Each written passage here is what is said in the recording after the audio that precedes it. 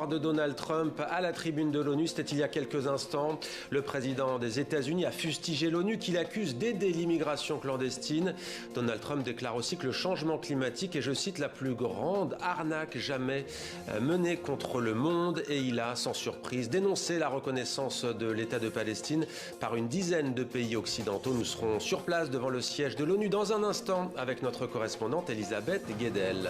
Oui, la Maison-Blanche avait prévenu, c'est un Donald Trump très combatif qui se présenterait à la tribune de l'ONU pour son premier discours.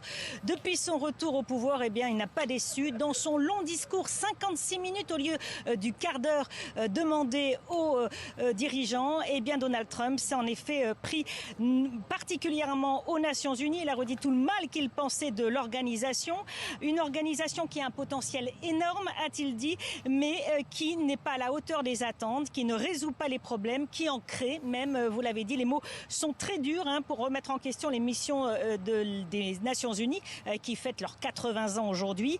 Il l'a accusé, l'ONU notamment, de favoriser l'immigration clandestine vers les États-Unis en finançant l'aide aux migrants, de propager ce qu'il a appelé, vous l'avez dit, la plus grande arnaque jamais menée contre le monde en parlant du réchauffement climatique. On sait que c'est une priorité pour les Nations Unies d'en parler et de lutter contre le changement climatique. Il a accusé, bref, de ne rien faire, de ne pas assurer la paix et la sécurité dans le monde, citant Gaza, Israël, l'Ukraine, l'armement de l'Iran.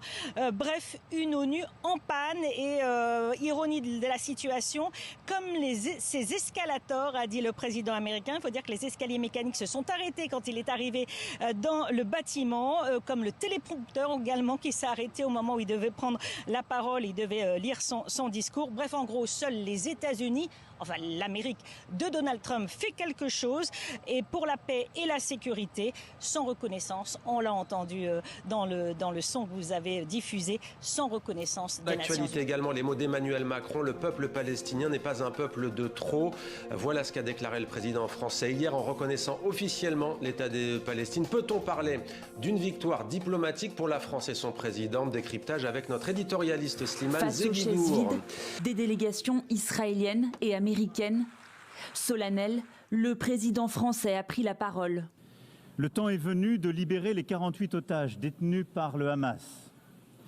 Le temps est venu d'arrêter la guerre, les bombardements à Gaza, les massacres et les populations en fuite. Le temps est venu car l'urgence est partout. Le temps de la paix est venu car nous sommes à quelques instants de ne plus pouvoir la saisir. Pour la paix entre